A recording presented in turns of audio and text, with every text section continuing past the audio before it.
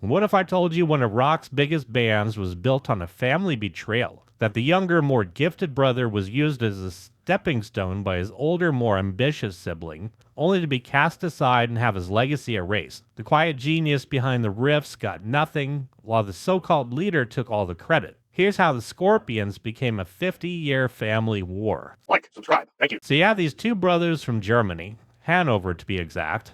The older one is Rudolf Schenker. 7 years later, his little brother Michael is born. It's the 1960s, and Rudolf decides he's going to start a band. He's the guy with the vision and the drive. He puts together a little group in 1965 and calls it the Scorpions. At first, he's even singing, but it's not quite clicking. A few years goes by, and in 1969, things start to change. He knows a guy, and so he brings him in as the lead vocalist, Klaus Meine, and more importantly, he brings in his little brother Michael. And Michael wasn't just some kid. He was a prodigy, a guitar player with a real fire and a feel that people just couldn't ignore. While Rudolph was a rhythm guy, the organizer, Michael was that lightning in a bottle. So the band starts to find its sound. They put out their first album, Lonesome Crow, in 1972. And on that record, you can hear it. The star of the show is this teenage kid, Michael Schenker, ripping these incredible solos. They go on tour, opening for a British band called UFO. And the guys in UFO, they're watching from the side of the stage every night with their jaws on the floor, looking at this German kid just absolutely freaking shredding. And what do? They make him an offer. They basically steal him. Michael, still just a teenager, leaves his brother's band and joins UFO. And for Rudolph, this is a disaster. His secret weapon, his little brother, is gone. The band falls apart. It's over. But Rudolph doesn't quit. He's ambitious. So he ends up merging with another band called Dawn Road, which had a different hotshot guitar player, Uli John Roth, and they decided to keep the Scorpions name because it already had a bit of recognition from that first album. So for the next few years, they grinded out with Roth on lead guitar, make some classic albums like In Trance, Virgin Killer, and they're building this following. But by 1978, Uli is getting tired of the whole band's direction. Feels like they're trying to be commercial, and so he leaves. And now Rudolph has this huge problem again. He's lost another genius guitar player. At this point, the band is on the verge of finally breaking big, and they don't have a lead player. So what does he do? He goes back to the well, calls his little brother. By this point, Michael's had a wild ride with UFO. He's become a global guitar hero, but he's also developed a reputation for being a bit difficult. He quits UFO and is kind of floating around. Rudolph needs help to record the next album, which will become Lovedrive, so he makes a deal. Michael comes back into the fold. The band suddenly has 3 guitarists. Rudolph on rhythm, the new guy, Matthias Jobs, and now the legendary Michael Schenker. Michael would later say that he played on the entire album, that his sound and ideas are all over it. He co-wrote some of their most iconic instrumentals, Coast to Coast, a song that's pure Schenker swagger. The album is a masterpiece. It's the record that finally breaks them in America. It has the perfect mix of heavy songs and beautiful ballads. It's the Scorpions' formula perfected. It's a huge part of that magic actually comes from Michael himself. And then just as quickly as he came, he's gone again. The official story is that Michael, being the unpredictable artist that he is, just couldn't handle the touring and ended up quitting mid-tour in France. Matthias Jobs, who had been pushed aside, was brought back in permanently, and that was it. Michael was out of the Scorpions for good, save for a few very brief guest spots decades later. But Michael tells a very different story. He doesn't see it as him just being flaky. He sees it as the beginning of a lifelong pattern of being used by his older brother. Fast forward through the 80s, the Scorpions, with the lineup of Rudolph, Klaus, Matthias, become one of the biggest bands in the world. Rock You Like a Hurricane, Still Loving You, Wind of Change. They're selling out arenas, selling millions of records. Rudolph is the leader, the face of the band, alongside Klaus. He's the guy with the signature flying V guitar doing the splits on stage. He's a rock star. Meanwhile, Michael is off on his own with the Michael Schenker Group, or MSG, making incredible music, but he's having a much tougher time commercially. He's seen as the cult hero, the musician's musician, while his brother's a global superstar.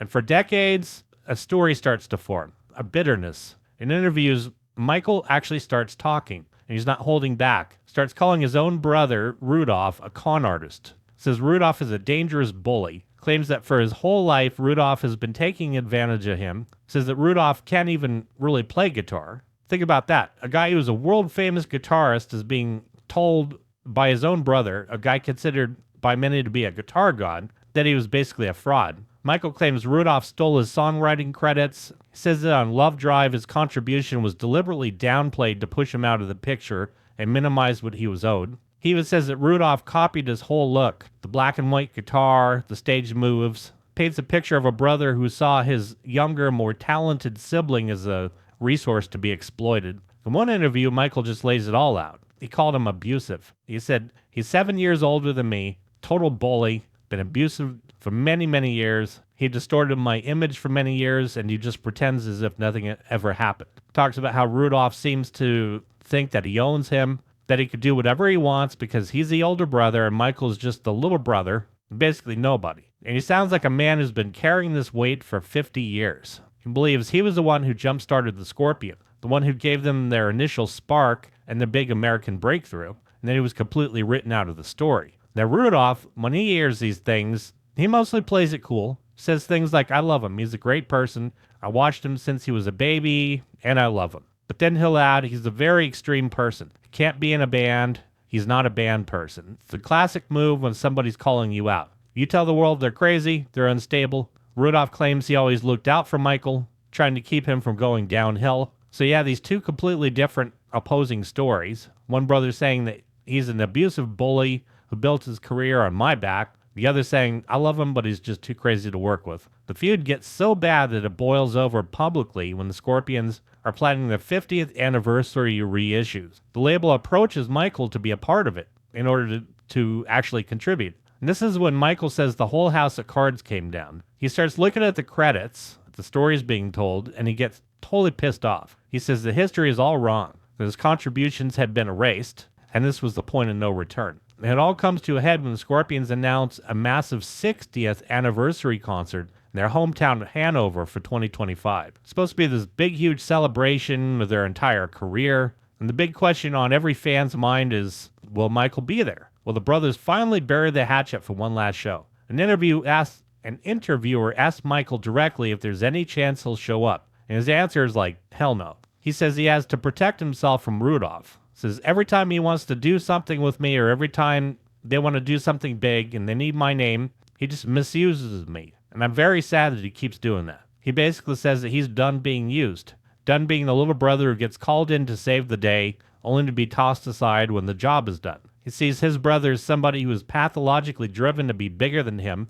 and he just doesn't want to be a part of it anymore. So here we are. One of the longest running bands in rock history is celebrating 60 years, but their origin story is a battlefield. Two brothers from the same house who picked up the same instrument are completely estranged. One is on top of the world, leading a legacy rock act into its twilight years. The other is on the outside looking in, convinced that the entire empire is built on a foundation of lies and family betrayal. Scorpions sold over 100 million records, but they couldn't buy peace between the two brothers who started it all. And that's the story they don't tell you on the back of the album cover. Thanks to my subscribers. You are freaking awesome. And if you haven't had a chance to subscribe yet, smack that subscribe button. Hype the living crap out of this video, and also hit the like button too. I do appreciate it.